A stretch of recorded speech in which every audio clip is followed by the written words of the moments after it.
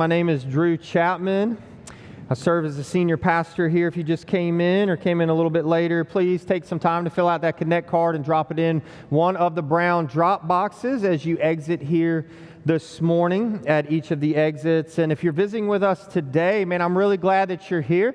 I'm preaching a sermon that I'm just calling State of the Church. That seems very formal. It's not. It's just the only name I could think of. Maybe in the future we will think of something else, but my previous pastor would do this, and it was something that I wanted to bring here. It's just an opportunity for us as a church to get a picture of reality and where we are as a church, and then also to celebrate what God has done in and through the life of our church and our congregation, and then to talk and to see, God, where are you leading us now as we move forward? And that's the question that we've been asking ourselves this last year.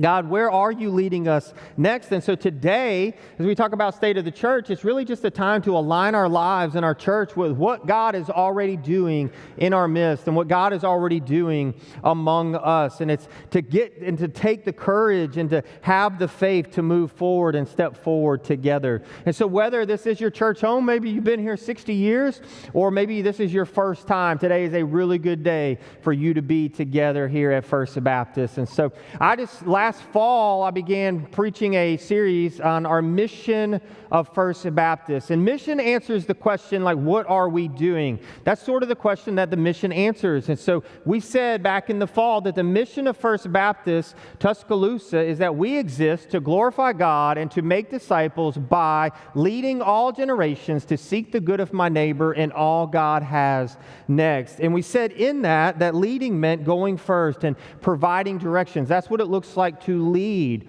Well, what are we leading? All generations. God has blessed First Baptist with multi-generations, that we aren't just a church of just one generation, but we have the blessing of all ages.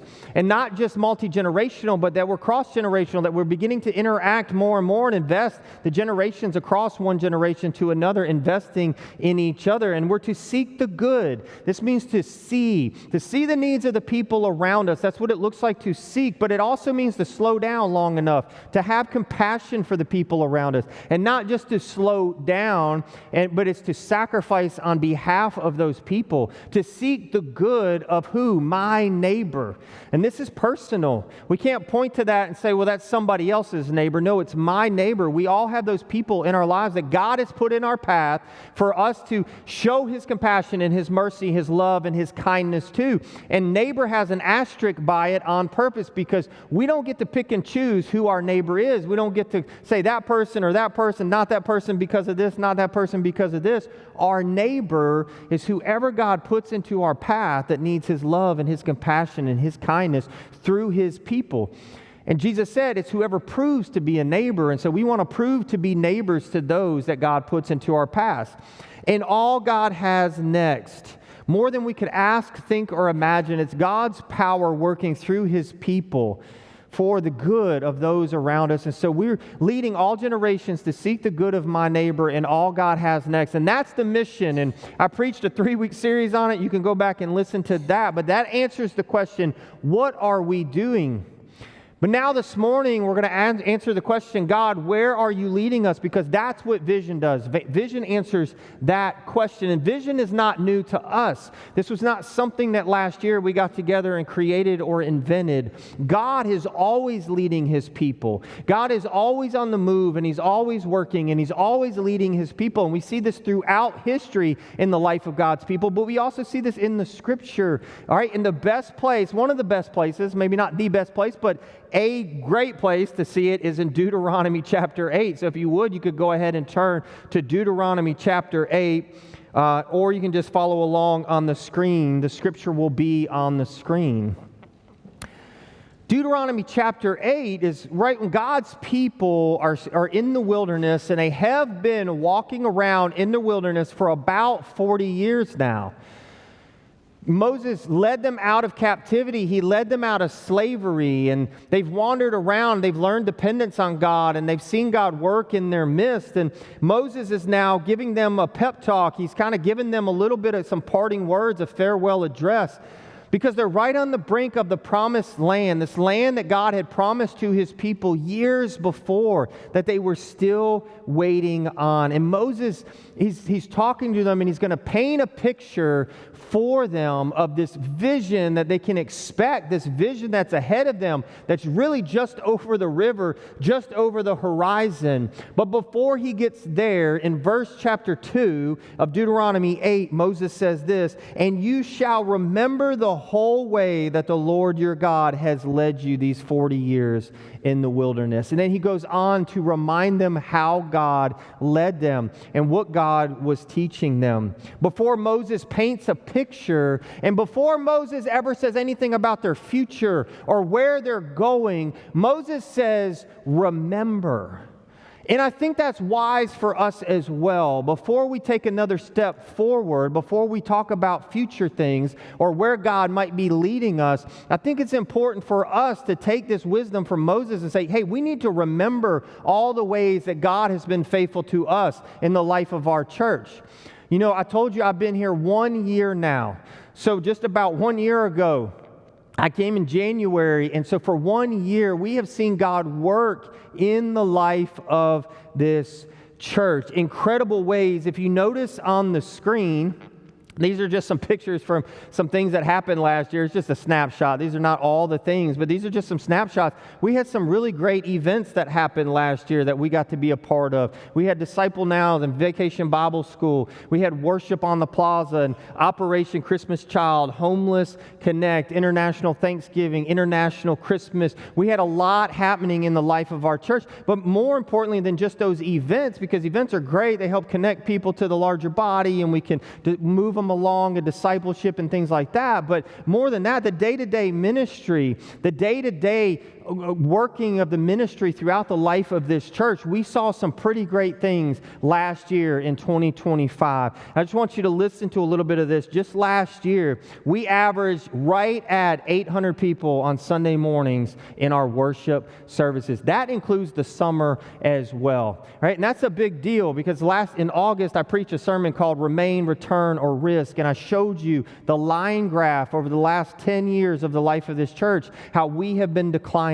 That is a great step in the right direction, that we are starting to trend back up, that we are reaching people, and that we are discipling individuals. And so we averaged right at 800 people on Sunday mornings in worship in the 2 services. We averaged 868 people in our life groups this fall, right? That we are moving people from the sanctuary and connecting them, that they're belonging to a smaller group than just this right here. People taking steps and obeying what Jesus is teaching them in their lives. We had 89 people join our church last year in membership. We offered our Discover First class 6 times last year. We had 89 people join our church last year. Last year, we saw 57 people baptized. In the 20-year history of our church, only 2011 did we see more people take steps in believers' baptism than we did last year. We saw visible life change in the life of 57 people last year. We set a goal of $180,000 to go to world missions this past year. On top of our cooperative program giving, on top of our local giving to local ministry partners, we set a goal of $180,000, and we met that goal because of your generosity of just being faithful to give through First Baptist. We're going to be able to send out $180,000 to go fund the nations through our world missions offering. And we didn't just give, we went last year. We had almost 100 people that participated in mission trips last year. And what's exciting about that is that this year, we already have twice as many trips planned and full that are getting ready to go out this year. More people are being sent. And last year, 2025, was the best year, was the greatest year of contributions to the mission and ministry of First Baptist Church Tuscaloosa. And Pastor Chris Sullivan that you just met, he kind of oversees that. He texted me and he said, by a long shot. Can we just celebrate all that God is doing in the life of our church?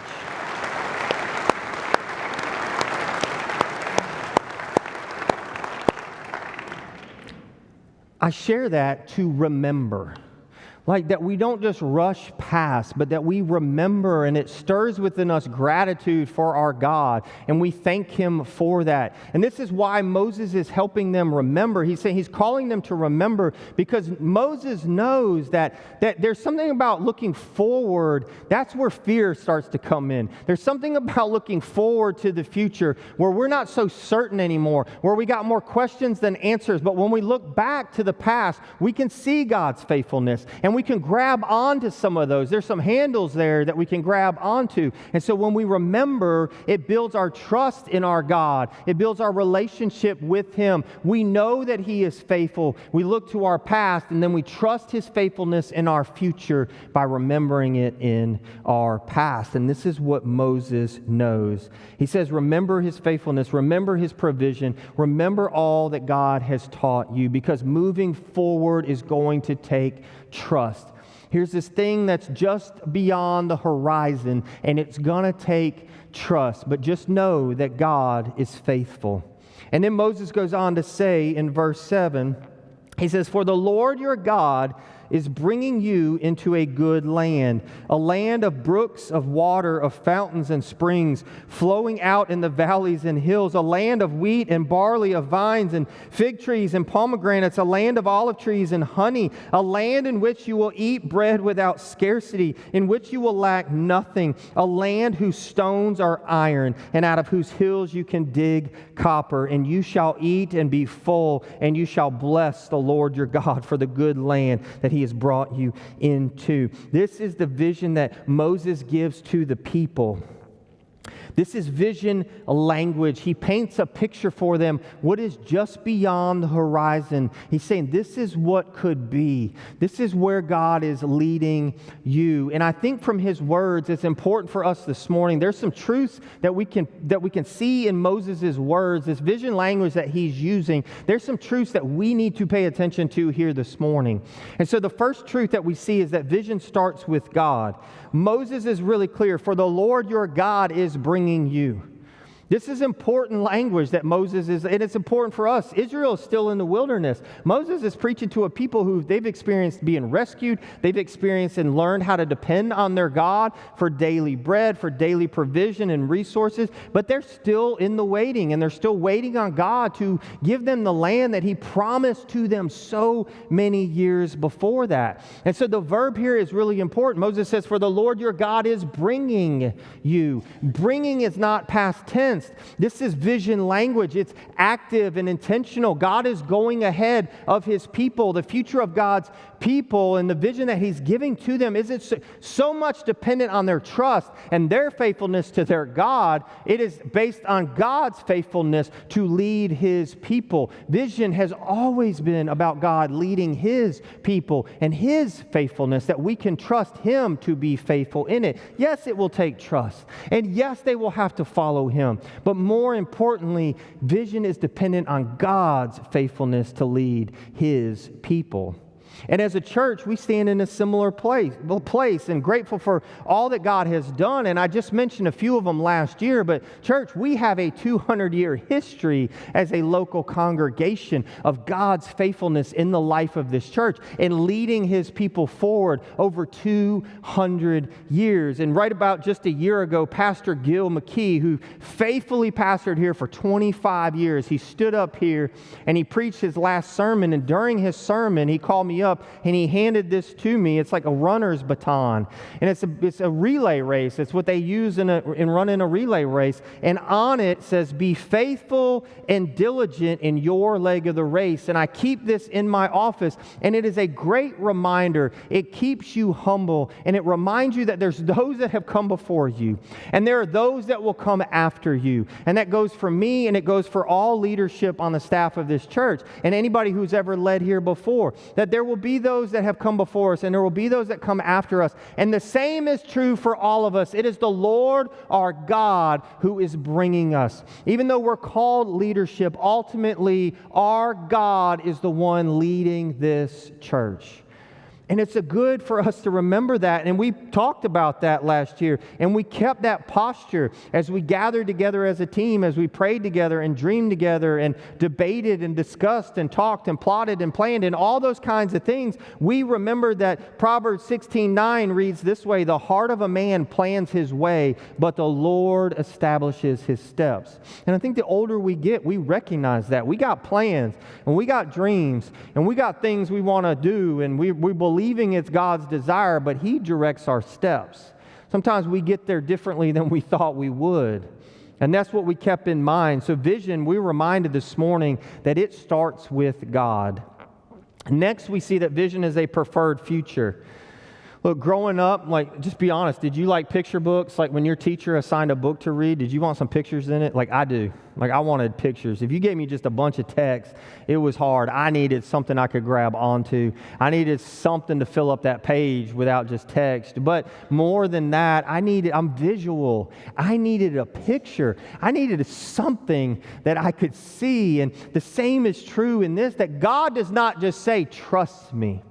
God gives them a picture, and He uses Moses to do that. Did you hear that language? Brooks of water, fountains and springs flowing in valleys and hills, a land with wheat and barley, vines, fig trees, pomegranates, olive trees, honey, a land where you will eat bread without scarcity, in which you will lack nothing, a land whose stones are iron and out of whose hills you can dig copper. They've been walking around the wilderness for about 40 years. Y'all, there are people that Moses is talking to going, I don't know what a pomegranate looks like.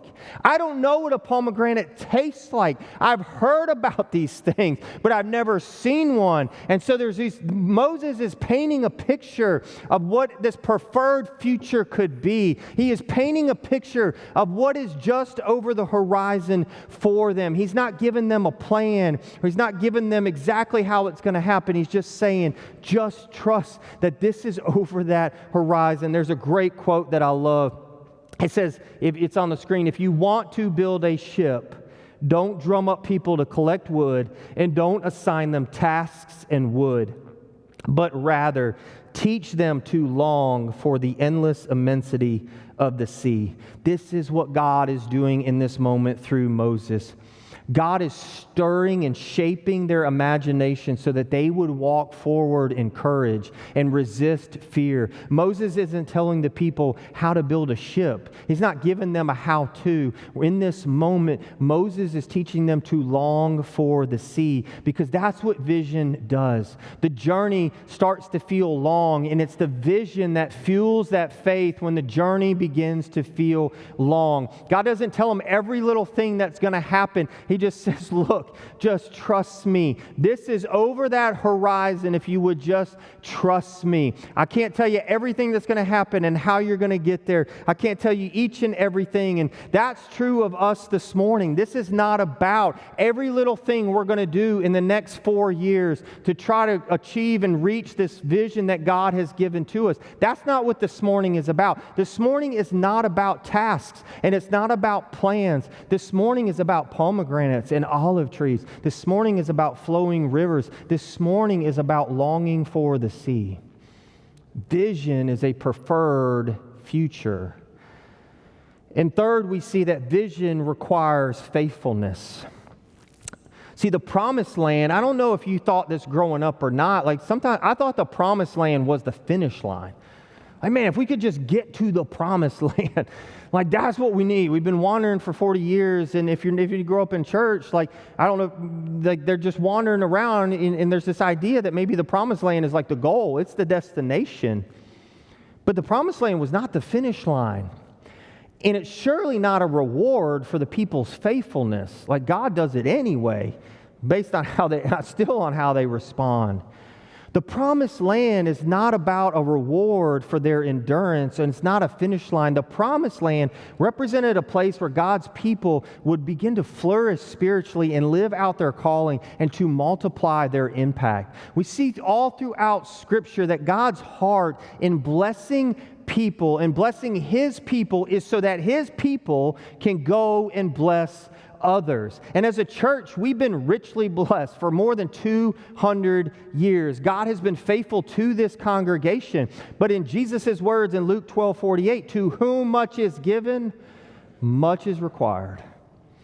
So imagine what could happen if we lived open-handed with everything that God had given us, our time, our resources, our skills, our abilities, our influence, our leadership. What if this local church truly leaned into all that God had entrusted to us, not for our comfort, but for His kingdom? Imagine the impact that we would have on families, on this community, and the nations. Well, just as God gave a picture, pomegranates and olive trees and flowing rivers, just as He said, man, this is just beyond the horizon. This is what could be. We believe that God has given to the leadership of this church a picture of fruitfulness to walk toward together as a church. We're calling it our 2030 dream, our live and lead 24/7. But our 2030 dream, you notice on the screens, is this: developing spiritually mature leaders who live and lead every day, every way. Our dream for 2030 is to see the leaders of FBC Tuscaloosa develop other spiritually mature leaders who live their faith daily and lead others to do the same. In December of 2030, 4 years from now, we dream of celebrating at least 700,000 All God Has Next Steps taken. More than 24,000 neighbors impacted. 400 families healthier. At least 70 sent into ministry and missions. And a minimum of 4 churches strengthened in and around Tuscaloosa. See, as we get together and as we prayed and as we planned and debated and discussed and talked, like it was about people. We dream of becoming a church where leaders don't simply just lead ministry, but develop other spiritually mature leaders, men and women whose faith lived out daily in their homes and workplaces, neighborhoods, and relationships. These same men and women who know Jesus deeply, walk with Him faithfully, and help others do the same. In this dream, leadership multiplies and faith reproduces. Disciples make disciples, and the impact of First Baptist Tuscaloosa extends far beyond the walls of this building, because ordinary people are living extraordinary lives of obedience to Jesus Christ. And as leadership multiplies, we begin to see at least 700,000 All God Has Next Steps. Everyone has a next step. To walk with our God means to take steps with Him, in our relationship with Him. Maybe it's putting into practice all God has next steps that are given to us every Sunday at the end of each sermon. Maybe it's beginning a quiet time. Maybe it's asking forgiveness. Maybe it's taking steps to become the leader of your family. Whatever God is asking us to do over the next 4 years, we want to be obedient to do this. And 700,000, that is way more than the staff can do. This is everybody participating, being obedient to our God, letting Him direct our steps, obeying what He says. And just imagine over the next 4 years, if 700,000 next steps are taken, imagine how much more we look like Jesus. At least 700,000, All God Has Next Steps. More than 24,000 neighbors impacted. Neighbors has an asterisk, just like our mission statement. Neighbors has an asterisk because we don't get to pick and choose who our neighbor is. And it's not just the person that lives next door to us, and it's not just the person that lives across the street from us. Our neighbor could be our teammate. Our neighbor could be our classmate or our coworker. Our neighbor might be across seas somewhere in another country. Our neighbor may be in another state. Our neighbor may be the barista at the coffee shop that you have built a relationship with, that God has put in your path, that needs love, compassion, and kindness from you. We want to see more than 24,000 neighbors impacted through this group, through our local ministry partners. We want to see this local church impacting this community with the gospel. More than 24,000. That's like 4 people a year.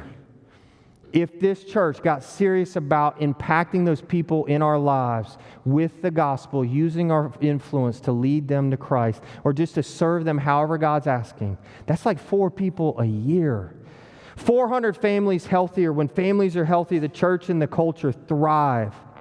We want to see families inside the walls and outside the walls. We want to see dads stepping up to lead their families spiritually. We want to see parents taking serious the responsibility of investing and being the disciplers in their children's lives. But we know grandparents have inheriting kids now and they're having to raise them. We want to see kids fostered. We want to see kids adopted. We want to see families healthier, mentoring, whatever it might be that God is calling us to. This morning is not building the ship. This morning is to long for the sea.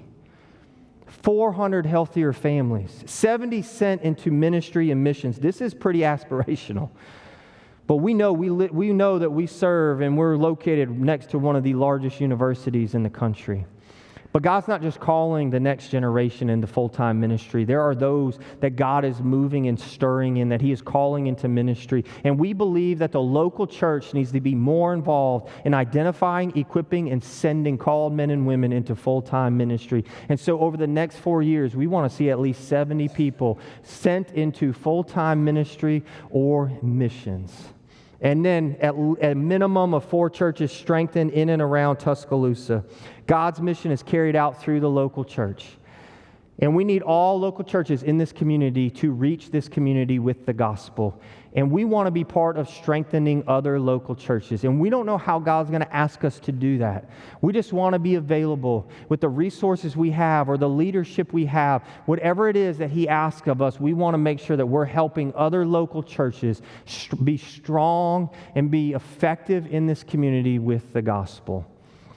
These are not goals that we're chasing. This is just the scope that we're setting. If you notice the language of at least, we're not limiting God or minimum. We are simply letting God, like as we dream and as we gather together, we're like, God, show us the pomegranates, show us the olive trees, show us those things that are just over the horizon. And this is what He began to align our hearts on.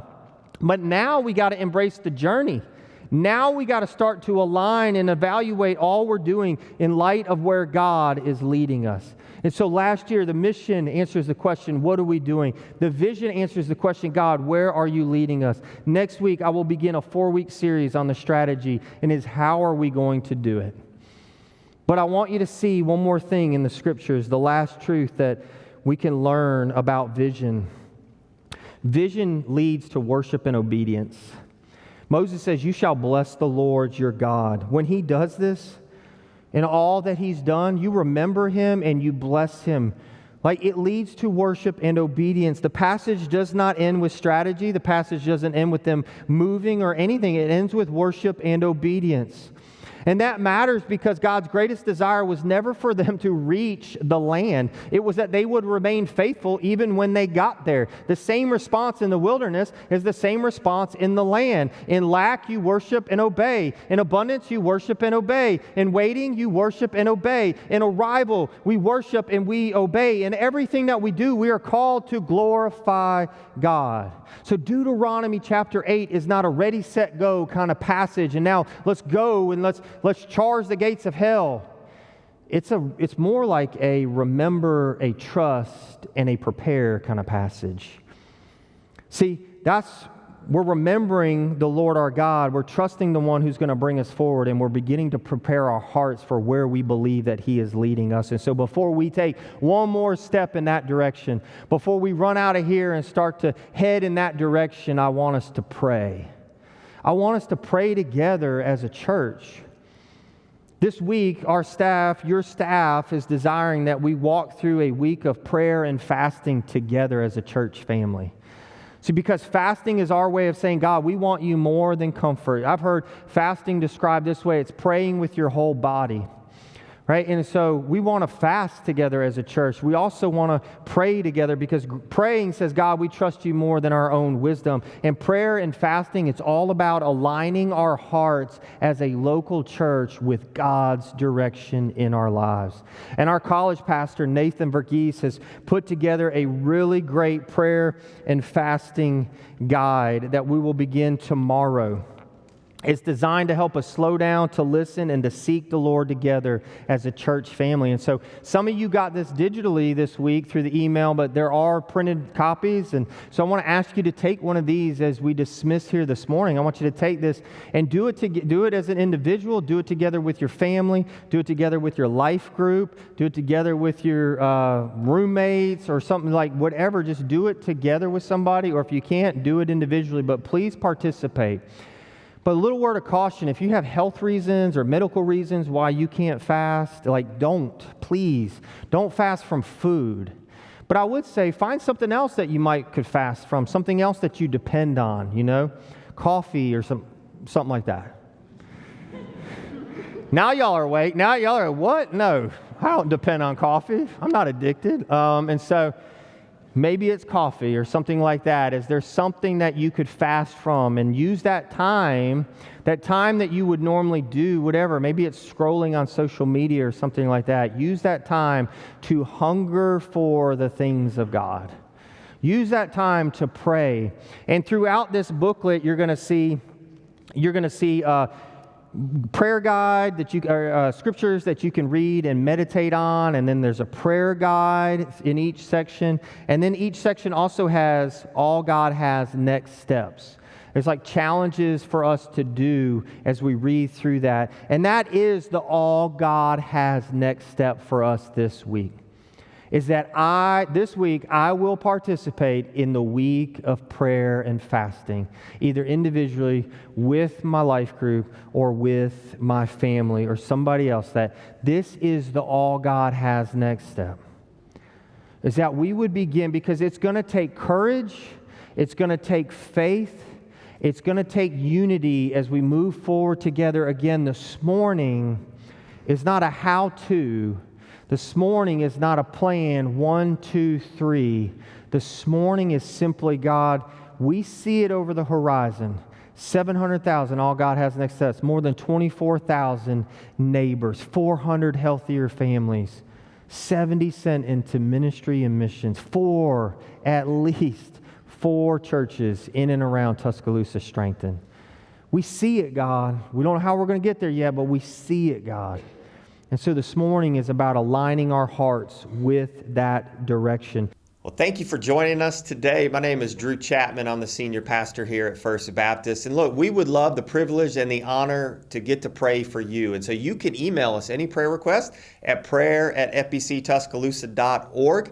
And look, if you've ever considered supporting our ministry, we would love to continue to reach more people. And so you could give to the work of the ministry here at First Baptist as well. And then lastly, if you are ever in Tuscaloosa or you live in Tuscaloosa, we would love to have you in person with us. Join us any Sunday morning. You are invited to come worship with us here at First Baptist.